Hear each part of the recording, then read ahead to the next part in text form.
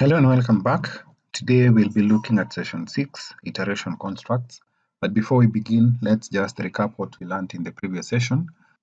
We looked at the various operators used in computer programming. We looked at arithmetic, we looked at logical and relational operators, and the precedence between these operators. Let's look at what we're supposed to be covering today by looking at the session objectives. We're going to explain what is a looping construct. We'll also be in a position to describe the different types of loops, and we'll also look at nested loops. Let's get started. Introduction. Now, sometimes a computer program may need to perform some tasks repetitively, and to perform these tasks, the iterative or looping or repetition constructs are used. And we have a flowchart to illustrate this. Our program starts here at the top. Then we check the condition. When the condition evaluates to true, then we perform several tasks, go back and check the condition again, and this continues until the condition becomes false, and we stop executing the looping construct. A good example is like you have a class of several students, and basically you want to enter the marks of these students. You'll have to read in the marks of every student. Once you finish, that is when you're going to stop entering the scores of the various students in the various subjects. Let's continue. Loops. Consider that a programmer has to write a program that displays a name 1000 times. The programmer cannot type display statement 1000 times. It's actually very inefficient. In such kind of a scenario, the iteration construct can be used. The example shows the pseudocode to add an iteration construct to display the statement. We have this loop here. Do loop 1000 times, then you display the name Mike, and after you display that 1000 times, you end the loop. We have various types of loops, and the different types of loops supported by most programming languages are given below. We have the while loop, we have the do while loop, we have the repeat until loop, and finally we have the for loop. Now let's start by looking at the while loop. The while loop repeats a statement or a set of statements until a specified condition is met or true. The general form of the while loop is as follows. While the condition which is to be evaluated or tested. We have the do keyword, the statement set which is going to be executed until the condition becomes false, and finally we end do. The modified pseudocode for the earlier example using the while loop is as follows. Begin, we have a counter which is initialized to 0. While counter is less than 1000, do display Mike. Then you update the counter by adding 1 to the previous value of counter. Okay. And one thing I would like us to note here is that we are starting at 0. The counter is initialized to 0. And we are stopping at 999, the value which is less than 1000. Okay. Then finally, once we complete this, we end the do and we end the pseudocode. The flowchart for the pseudocode is shown in the following figure. We start, we initialize the counter to 0. We check whether the counter is less than 1000. If it is less than 1000, then we display Mike. We increment the counter by adding 1 to the previous value. And after that, we basically come here and check again. This will actually happen until we get to 999. So 999 less than 1000, yes, we display Mike. Then we add 1 to 999 and we get the counter being 1000. We come here and do the final check. 1000 less than 1000, no. We follow this flow line and the program terminates. We move on. Now in C, the syntax or the general form of the while loop is given below. While, the condition which is to be tested or evaluated, then we have the opening or right brace, then the statements which are going to be executed. Then you close the curly brace or the right brace. Now, something I'd like to mention, although we'll see that later, is that if it's only a single statement, you don't need the braces. But to ensure program readability, we always have the opening and closing curly braces or curly brackets. In C, the example given previously would be written as follows.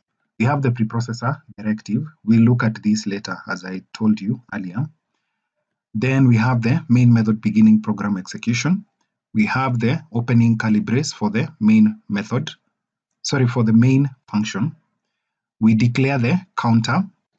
After declaring the counter, we initialize the counter to 0. Then we have the while loop, which checks whether the counter is less than 1000. As long as this holds true, we are going to display Mike using the printf function. And we increment the counter by 1 every time that we loop. Once we get to 1000, then the program is actually going to exit. We move on.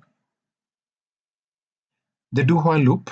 Now, the do while loop is basically a variation of the while loop in that the while loop tests the condition before the body of the loop is executed.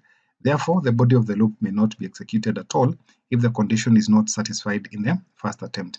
If we backtrack one moment and let's say we initialize this counter to 1000, when we get into the while loop, we would actually come here and check the counter whether it's less than 1000. Remember, it contains the value of 1000. 1000 less than 1000 evaluates to false, meaning that the body of the loop, this part here, would not be evaluated. Therefore, your program would not give you any output. Okay? We move on. Now, on some occasions, it might be necessary to execute the body of the loop before the test is performed. Such situations can be handled with the help of the do while loop.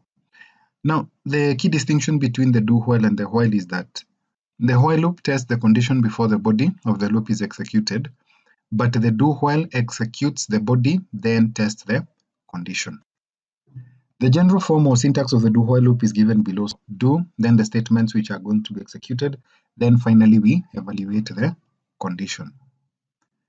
Consider an example where the loop displays a message and accepts a number from the user.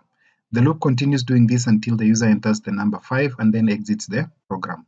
The pseudocode for this program is given below. Begin, do, we tell the user or we display enter a number. And we put it in square brackets that we are going to use 5 to exit the program. Then we read in the number from the user. And we are going to repeat this as long as the number input is not equal to 5. Then finally we end. The flowchart for the example is shown in the figure. We start, we tell the user to enter a number, enter 5 to exit. We read in that number, we come and perform the check. Is the number not equal to 5? So if the number is not equal to 5, then we loop this set of statements. We tell them to enter a number, enter 5 to exit. We read in the number, we come here and check whether the number which has been input is equivalent to, is not equivalent to 5. This continues until the user enters the number 5. Once the user enters 5, so 5 of course is equal to 5, therefore we stop executing the body of the loop. Now we move on to the next loop, which is the for loop. The for loop provides a more concise loop control structure, and the general form for the for loop is given below. For the counter variable in range, then start value, to end value, then step value. Do the statement, set, and then you end the do. What happens in a for loop is that we usually have a range. A range is like where we're going to start from, given by the start value, and then to the end value. Let's recap the example we had earlier, the one for displaying Mike 1,000 times. Here, you remember the counter was initialized to 0, that is the start value, and the end value should be less than 1,000. Step value, we were increasing the counter by 1, okay?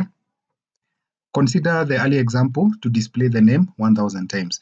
This is how we would do it if we were to use the for loop. Begin for counter in range 1 to 1,000. Now notice something here. We are starting from 1 and ending at 1,000, not less than 1,000. Okay. Do we display the name what? Mike. Okay. and there is something missing. We are saying the step value is supposed to increment by 1, and then we display the name Mike 1000 times. We end do and we end the pseudocode. Now the C syntax for the for loop along with its execution path is shown in the following figure. We have the keyword for initialization. Initialization is where we're starting. The condition which is to be tested or evaluated. Then we have the increment or decrement, that is the update.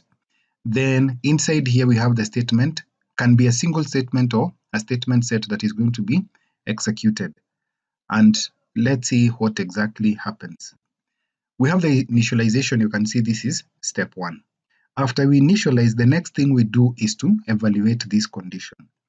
If this condition is satisfied or met, then we execute the statement. Okay.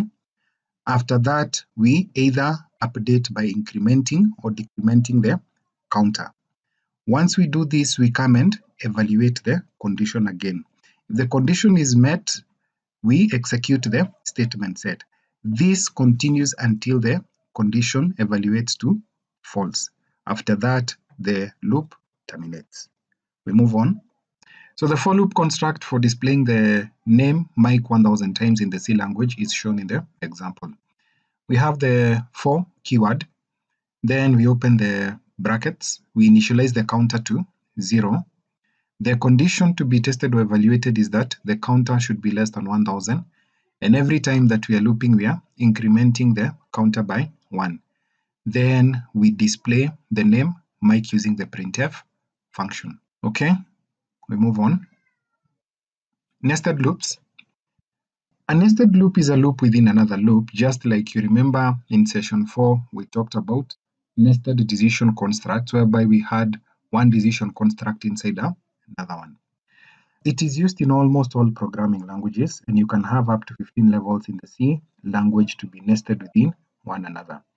You can have varied levels of nesting for other programming languages.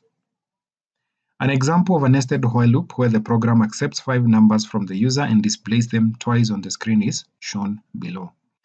We begin the pseudocode.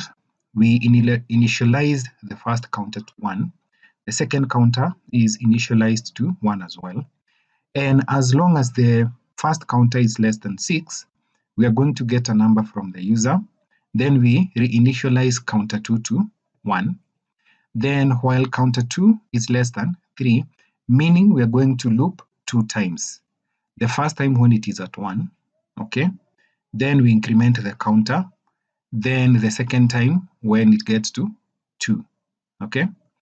So while this counter is less than 3, this is what you're going to do. We're going to print the number, and every time we'll be incrementing the value of the second counter by 1, and we end the do. Then once we finish the inner loop, we are going to increment the first counter, this one here, by 1. And after that, we end the do and we end the pseudocode. And with that, we've come to the end of the lesson. Let's see what we learned today. The iterative or loopy construct is used to repeat a certain steps in a specific number of times or till some specified condition is met. The different types of loops are the while loop, the do while loop, the repeat until loop, and the for loop. The while loop repeats a statement or a set of statements while a certain specified condition is true. The do while loop executes the body of the loop before the condition test is performed. The repeat until loop executes as long as the condition is false. The for loop provides a more concise loop control structure, which includes counter variables, range, and step value. A nested loop means a loop within another loop. And with that, we've come to the end of this session. Now, in the next session, we'll be looking at what is structured programming, its benefits, and some of the elements of structured programming. So have yourselves a nice time. God bless and bye. See you in the next session.